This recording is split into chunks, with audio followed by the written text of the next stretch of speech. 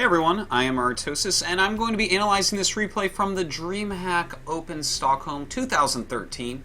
This is between FXO's Gumiho, a great Terran from Korea, one of the best in the world, and Root Sage, a very strong Protoss player, also from Korea, part of the foreign team Root, of course, and definitely one of the most creative Protosses out there. If you want to take a look at the DreamHack VODs, check them out at twitch.tv/DreamHackTV. And of course, you can always grab the replay pack that I'm using here to look at these. So I'm going to go ahead and fast forward a little bit and get into some interesting stuff. I'm always excited to see either of these two players play. Two of my favorites from Protoss and Terran. They're both very creative, intelligent players that show us a lot of different strats. Like sometimes way different, sometimes slightly different. Just kind of makes you think while you watch them. Well, we have the double gas for Sage, so definitely could be some early tech going on. Let's check out Gumiho. All looks normal, just looks like a Reaper expand, which is a very strong opener as well. And this Marine just going over to scout for proxy Stargates, anything of that sort. Nothing too interesting yet. Oh, kind of a cute little move there by Gumiho. Now let's talk about this a bit, right? He's got the Marine already out on the map, and he's rallying down a Reaper. So he starts this realizing that the Nexus is going down before any units.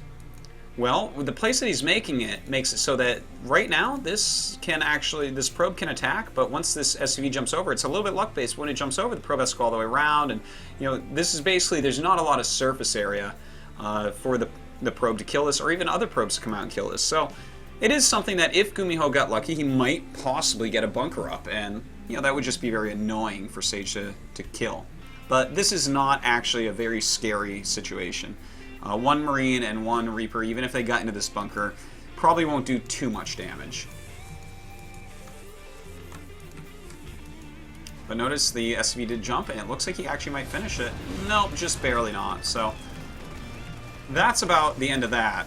But he's trying to draw the Mothership Core out to deal with the Marine, so his Reaper can deal some damage. So he is forcing some lost mining time at least. And Gumiho behind it going up for the factory. Now my guess is that this is going to be a mine drop coming up very quickly. His gas is lining up very well with it. So we should probably see a starport and mines popping out. And if Sage, doesn't realize what's going on, that can be really beneficial for Gumiho. So throws on the command center, as well as that starport and the mine. And this is going to be a pretty aggressive opening by Gumiho. The thing is, can Sage figure it out? Because he's not really scouting quite yet. He hasn't scouted at all yet. In fact, the Stalker's going to be the first one to go. Is he going to realize that the command center is so late that there must be additional tech? Because oftentimes when you have a Reaper opening, it goes right into command center. So if he gets up there and sees that, then that's definitely something that's going to help him decide what to do from there. Now, without scouting anything yet, he is going just straight into Stargate, and Stargate can be very good against the drops. You get a couple Phoenixes out, they can definitely push back the medevac. Of course, the Oracle can do some nice harassment because there's not a lot of Marines out, but of course, Widow Mines and or a Viking can clean that up very easily. So this is probably going to be for Phoenixes. Although if the mine does burrow, he's going to need an Oracle out for the detection.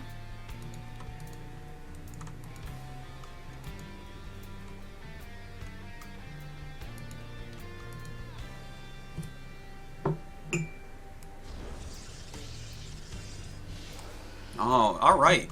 Really cool to see. He's actually going to be going for the Oracle. Now let's take a look at exactly what Sage has seen so far. He still really hasn't scouted very much. He walked a little ways up. Looks like he lost it, whatever he walked up there with. So he's going to assume that there's an expansion, and he knows that there's Widow Mines. So he's got to be very careful with the Oracle. The Oracle will die in one shot to a Widow Mine, so if he gets in range of a Widow Mine, he's going to have to turn around immediately so he doesn't get hit.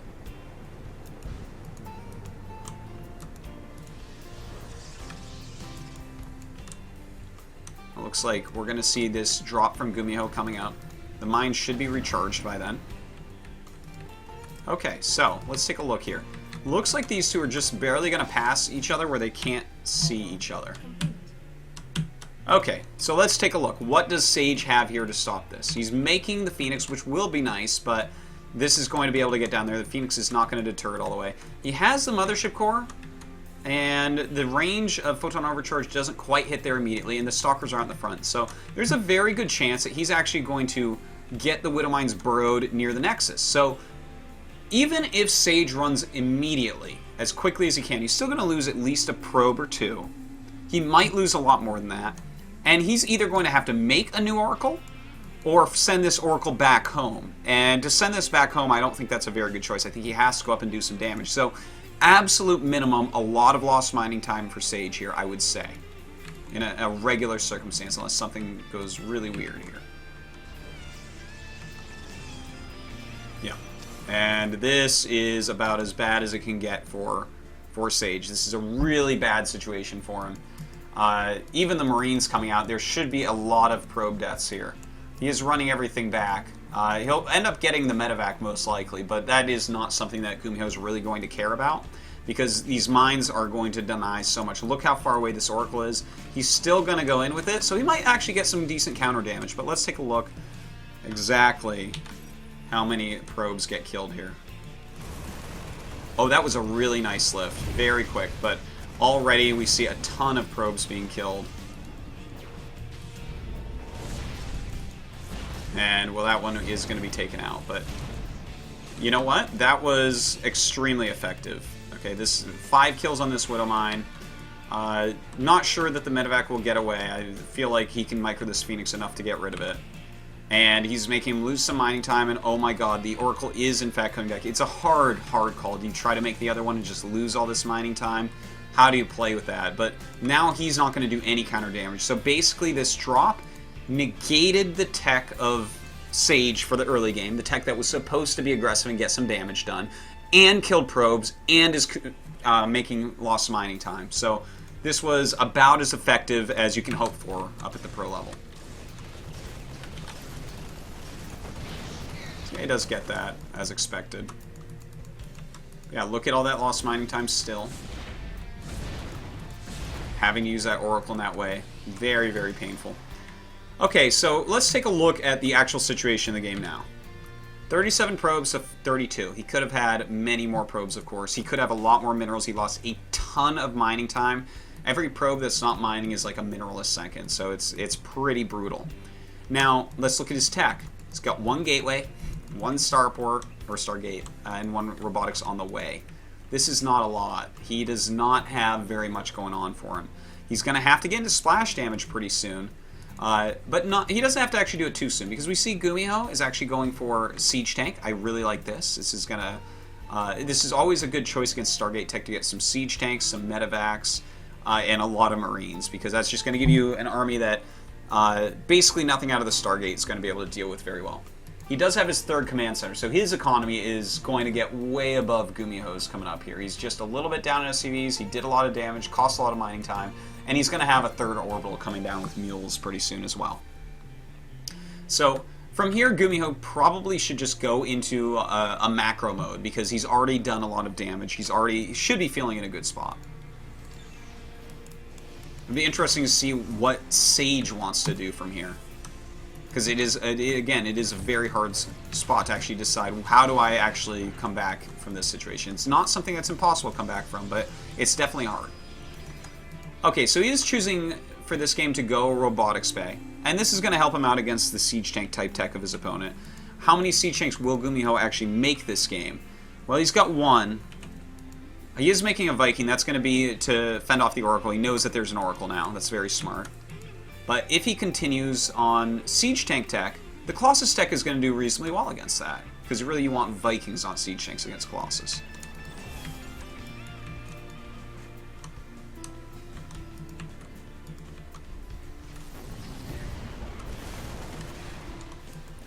Not a lot of damage being done. He has to try, though. And that was really nice micro overall. You know, getting 4 kills. This is a start, at least. Keeping that SCV count down a little bit more. You know, there's a lot of SCV production going on, so he's still keeping his probe count in the lead slightly. Adding a couple more gates at home. In the meantime, Gumiho just adding a lot of racks. You know, the Oracle also got a lot of scouting off. you got to see that, okay, there are siege tanks. You know, there is a Raven out. That's something he's going to have to be wary of. There is at least going to be one Viking this game, and macros on the way. So a lot of intel for Sage. He's really going to have to focus on his unit composition so that, you know, no attacks from Gumiho can do too much. Now this move out from Gumiho I find a little bit questionable. I'm not sure exactly what his plans are with this.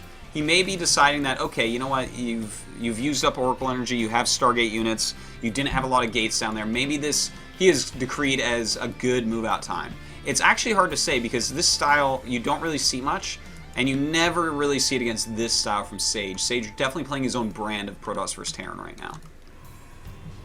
Theoretically, he could deal a lot of damage because this first Colossus not quite ready, and there are so few units. But the Mothership Core can really hold back an attack like this for a long time. It does a very good job against it.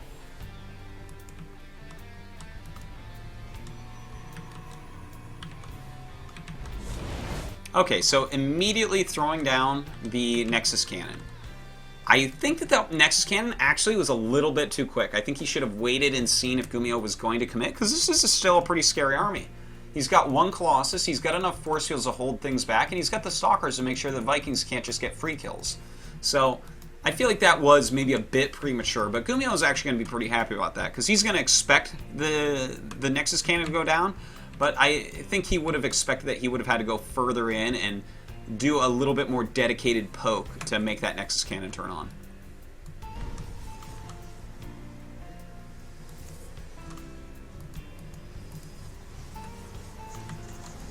So right now Sage is doing a good follow-up here. He's adding a lot of gateways. He's getting that Thermal Lance that's very important. And let me check. This could end up being an all-in. It's beginning to really look like it. Yeah, he's going up to a total of 7 gates. So 7 gates, no Forges, no Twilight, a couple Colossi Chrono Boost out rather quickly with a Thermal Lance upgrade. This looks like he wants to just hit a strong timing attack since he already took damage. Doesn't want to get into that late game knowing Gumiho's already in a perfect position to play a long macro game by getting out a lot of tech as well as 3 command centers so quickly. We do see, of course, pylons on this side of the map. So Gumiho basically, he just needs to hold against any push that comes right now. And that's going to put Sage into kind of an awkward position where he has to get upgrades and expand again when he's not ready for either.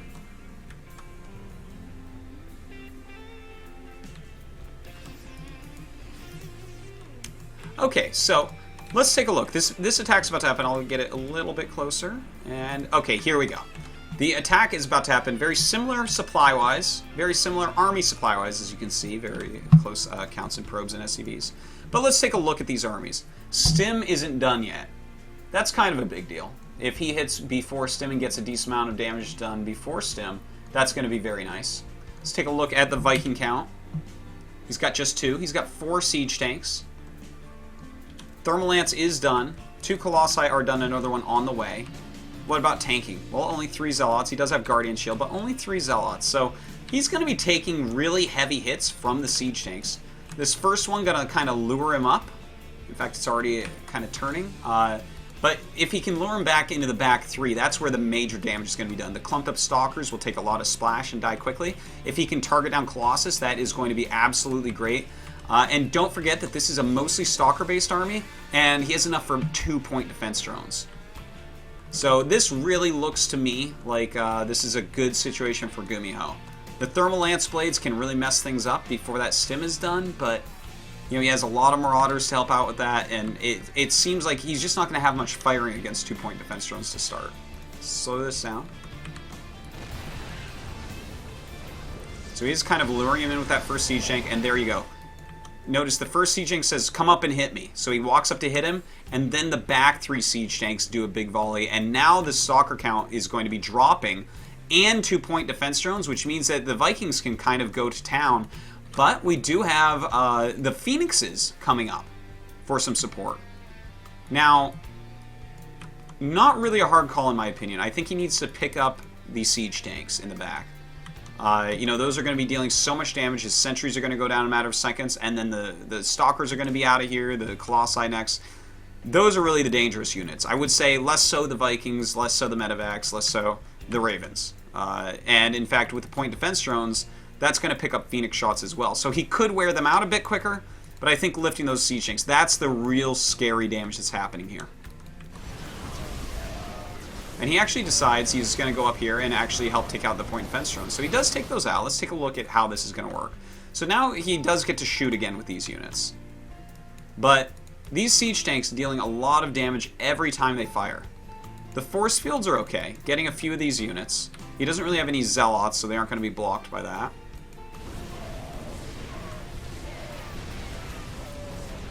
Now those back Siege Tanks still dealing pretty good damage, but actually that Zealot up in the front taking quite a few shots, that really helped Sage, or he was going to lose like 4 or 5 more Stalkers in those last few seconds. Okay, so now we have to look at this situation again. All this happened before Stim, so that was really fortuitous for Sage. Let's take a look at the actual army count. Still has 3 Siege Tanks, has another Viking this time. The Raven, of course, is gone. He has 8 Marauders right now, only 1 medevac. Still a pretty scary army, especially when you take into consideration that Stim is about to finish as well as +1. He's going to do a lot better, especially with the Marauders, the next time they engage. Those are going to deal a lot of damage very quickly. Now, Sage, in the meantime, backing up a little bit, he has to decide what to do here. You know, does he back up and target this down? Because he can kill this command center. That's up to him. He absolutely can get it. Of course, he is trying to warp in some more units pretty soon here. He definitely needs some more. But does he go for that, or does he hit over here again before Gumiho has more reinforcements? Because you have to remember, Gumiho is going to have a lot more as well. Of course, he decides that he has to continue to push forward right now. He knows that, you know, if he sits back here and kills us, yeah, he'll have another warp in, but Gumiho's going to have these upgrades finishing. You know, he should be expecting Stim and combat shields pretty soon. And the more units he has, the better chance of holding. And, you know, killing the command center. Well, yeah, I mean, I guess that would be nice to kill the command center. But this shouldn't go into a macro game. And that's something that would help you out if it was going to go into a macro game. But, you know, Sage doesn't have anything to fall back on. So once again, taking a lot of damage from those Siege Tanks. Has a big warp in, but again, no real tanking. He has a single Zealot to tank.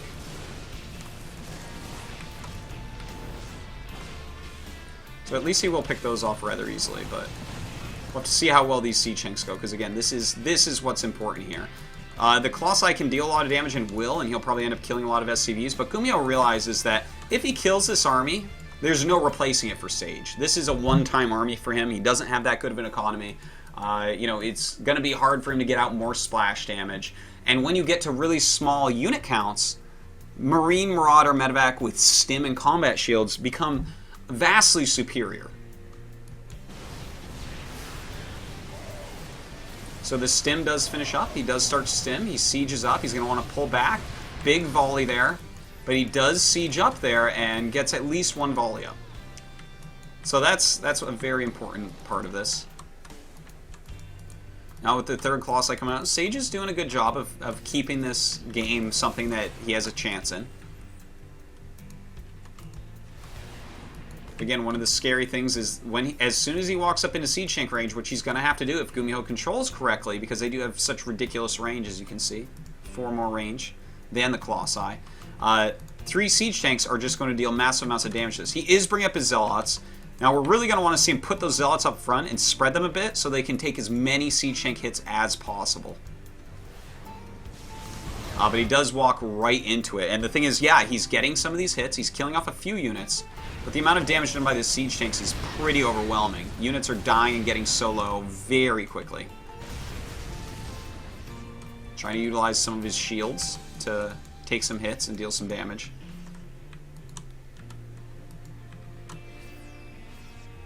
And this is kind of interesting. Sage has decided, you know, he did well against that command center. He didn't kill it, but he pushed it back. He killed a lot of the SCVs off with that big volley. And he's actually going to try to expand behind this and get the Twilight Council so you can start to get Charge, Blink, you know, Psystorm if need be, all that stuff. But that's going to be a hard transition for him.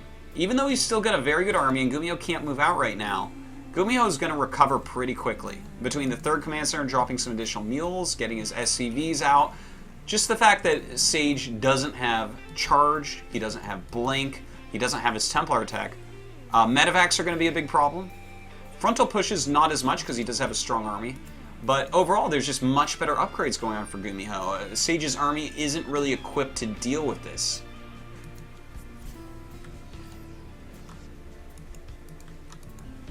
I do like this Oracle coming out. Has some potential for some damage. There's a missile turret there, unfortunately for him. Alright, let's take a look. Yeah, the Oracle not going to do anything. He did see the command center coming, though. Okay, here we go. This is a very important moment. So, two of the siege tanks actually far behind. He is making some Vikings, but this is a bunch of free volleys, and he actually has a decent number of force fields. And without the siege tank sieged, this is a situation where Sage can take a nice lead in this game. We'll see how he actually ends up handling this. If he can perhaps cut a bit, kill the front piece, and make it so there's force fields that they don't want to run around, he may be able to run up here and actually kill this Orbital, in which case it'll be 3 base against 2 base, and he killed off enough of the army that I think that's going to give him enough time to basically recover in all the ways that he's lacking. Let's take a look. Oh, actually a little bit slow dealing with this, and that allows Gumiho to siege up, stim, and spread a bit. So now he's going to have pretty good surface area, and the splash damage from the Colossus isn't going to be quite as good. Just inattentive for a moment, and everything changes so quickly for Sage.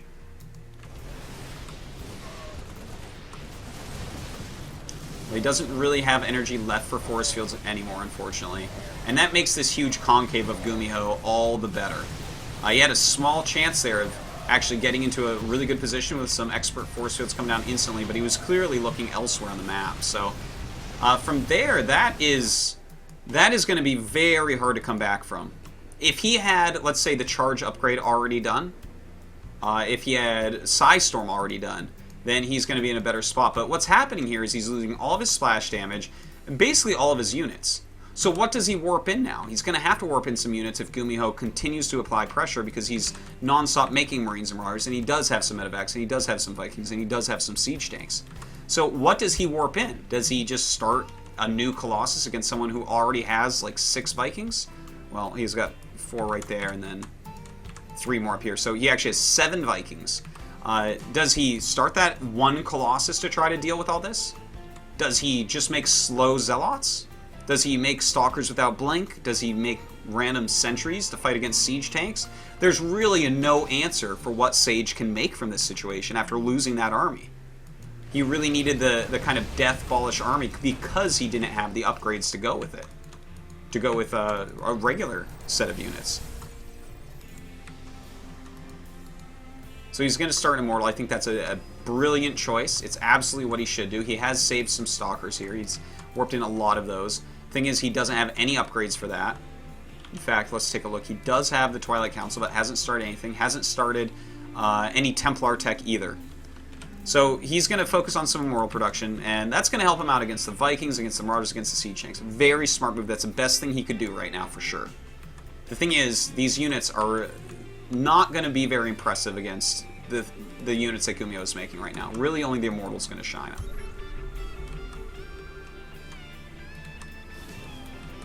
So with the Immortal coming up to join this, if he had the Immortal right now, this could be brutal for Gumiho. And even looking at this right now, this could be bad for Gumiho. Unfortunately, his Stalkers are blocking in all these Zealots, so that's going to be a little bit rough. But the Time Warp is pretty beautiful. If these Stalkers, let's say, were over here, and the Zealots were up in the front, I feel like he would do a great job against this. But as is, it's going to be a little bit harder to get in there. Notice the Zealots still behind, taking a lot of shots on Stalkers. But not going as badly as it could have, I guess. Yeah, having those Zealots behind really hurting him during this battle. Definitely could have gone much better in his way. But it was a kind of sudden attack as well. So now he's basically just warping in Stalkers, a very low health to damage output unit, without Blink to deal with a Marauder Siege Tank with some Medevacs. It's going to be very difficult to deal with. This is getting out of hand, basically, for Sage at this point. Even though we just see a small supply lead for Gumiho, this group of units is going to trade pretty efficiently overall with this. Look at how much more he has rallying down right now. Really going to help him out. He has that third base up and mining very well. He can start dropping all his mules over here, whereas Sage just doesn't have anything going on. So from here, there's not a lot to really look at for Sage. This is a tough spot to be in. He played very well, but missing those force fields up there, and of course, the initial mine drop dealing a lot of damage and forcing him into kind of a gross situation.